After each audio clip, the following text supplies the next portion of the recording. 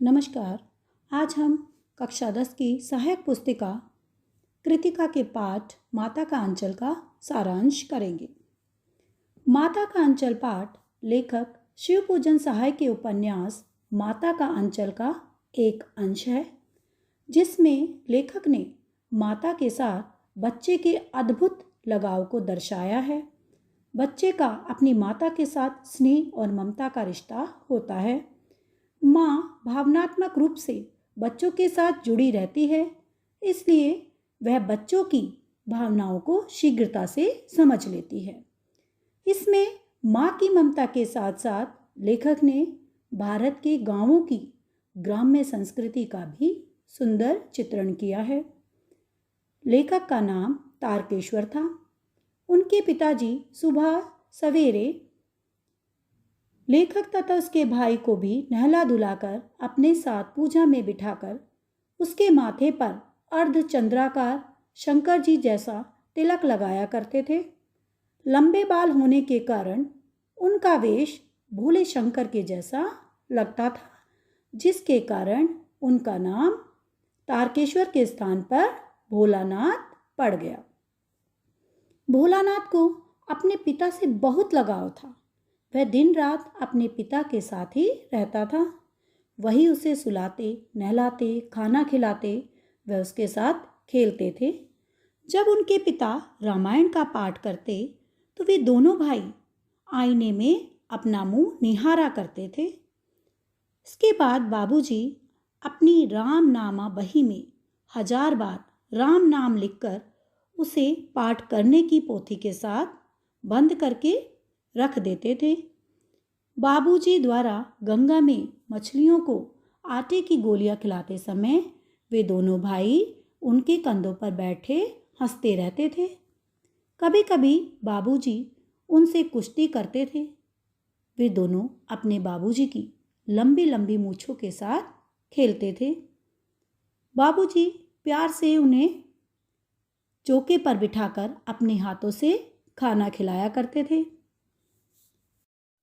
मना करने पर भी उनकी माँ उन्हें प्यार से तोता, मैना, कबूतर, मोर आदि पक्षियों के नाम के बनावटी नाम से टुकड़े बनाकर उन्हें भोजन खिलाती थी। खाना खाकर जब वे बाहर खेलने जाते थे तो कभी कभी उनकी माँ उन्हें पकड़कर उनके बालों में तेल मालिश कर, चोटी गूंथ कर, कुर्ता टोपी पहनाकर ही उन्हें बाहर भेजती थी। तब वे बहुत रोते थे और रोते रोते अपने बाबूजी की गोद में चढ़ जाते थे और बाहर आते ही बाल मंडली के साथ खेलने कूदने और मौज मस्ती में मग्न हो जाते थे।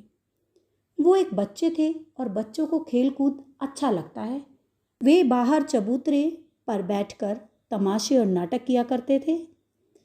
मिठाइयों की दुकानें लगाते थे, जिसमें पत्ते की पूरियां, मिट्टी की जलेबियां आदि मिलती थीं। वे बच्चों के साथ मिलकर घर बनाने का, बारात का जुलूस निकालने का खेल खेला करते थे, जिसमें वे कनस्तर का बाजा, आम की शहनाई बजाते थे। इस तरह वे प्रतिदिन कोई ना कोई खेल खेला करते थे। भोलानाथ और उसके साथी मिलजुल कर खेलते थे। वे अपने घरों की पुरानी व इस्तेमाल ना की जाने वाली चीज़ों से खिलौने बनाकर खेलते थे। बच्चों द्वारा मिलजुल कर बाहर खेले जाने वाले यह खेल आजकल देखने को भी नहीं मिलते। हम इन पुराने खेलों से दूर होते जा रहे हैं। आज मित्र मंडली जैसा शब्द भी खो गया सा लगता है, जिसमें परस्पर प्रेम भाव से भरकर मस्ती में चूर होकर कहीं बाहर खेलने जाना आजकल खो गया है। पहले की अपेक्षा आज की दुनिया में प्राकृतिक खेलों का चलन कम हो गया है और कृत्रिम खेल व सामग्री का चलन बढ़ा है। आज की दुनिया कृत्रिम उपादानों से घिरी हुई है, उसमें स्वाभाविकता छिप गई है।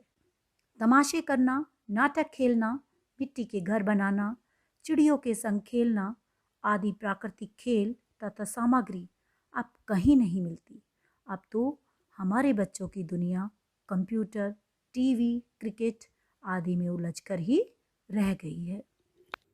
भोलानाथ और उसके साथी अपने आसपास उपलब्ध साधारण चीजों से ही खेलकर खुश हो जाते थे। किसी दूल्हे के आगे चलती पालकी देखकर वो जोर जोर से चिल्लाने लगते। एक बार उनकी टोली ने मूसल तिवारी को बूढ़ा बेईमान कहकर चिढ़ाया। मूसल तिवारी ने उनकी शिकायत उनके गुरुजी से कर दी। गुरुजी ने लेखक की खूब पिटाई की। यह सुनकर बाबूजी पाठशाला पहुंच गए और उन्होंने गुरुजी से विनती करके उन्हें अपने साथ घर ले आए। रास्ते में मित्रों को देखकर वे अपना रोना भूल गए और मकई के खेत में चिड़ियों को पकड़ने का खेल खेलने लगे। खेलते खेलते एक टीले पर जाकर वे दोस्तों के साथ मिलकर चूहे के बिल में पानी डालने लगे। पानी डालने पर चूहे के बिल से एक सांप निकलने पर वे रोते चिल्लाते गिरते पड़ते लहूलुहान स्थिति में जब वे घर पहुंचे उस समय बाबूजी बरामदे में बैठे हुक्का पी रहे थे। वे दोनों बच्चे अपनी माँ की गोद में जाकर बैठ गए। उन्हें डर से कांपते हुए देखकर लेखक की माँ खुद भी रोने लगी। वह व्याकुल होकर कारण पूछने लगी। कभी उन्हें अपनी आंचल में छिपाती तो कभी प्यार करने लगती। माँ ने तुरंत हल्दी पीसकर लेखक और उसके भाई के घावों पर लगाया। उनका शरीर कांप रहा था, आंखें चाहकर भी खुल नहीं पाती थीं। बाबूजी दौड़कर आए और उन्हें गोद में लेने लगे, लेकिन वो अपनी माँ के आंचल में ही छिपे रहे। यद्यपि उनका अधिकतर समय अपने पिता के साथ व्यतीत होता था, परंतु मुसीबत के समय उन्हें माँ की गोद में ही शांति व सुरक्षा मिली। आशा है यह वीडियो आपके लिए उपयोगी सिद्ध होगी। आगे आने वाली वीडियो को देखने के लिए इसे सब्सक्राइब करना ना भूलें। धन्यवाद।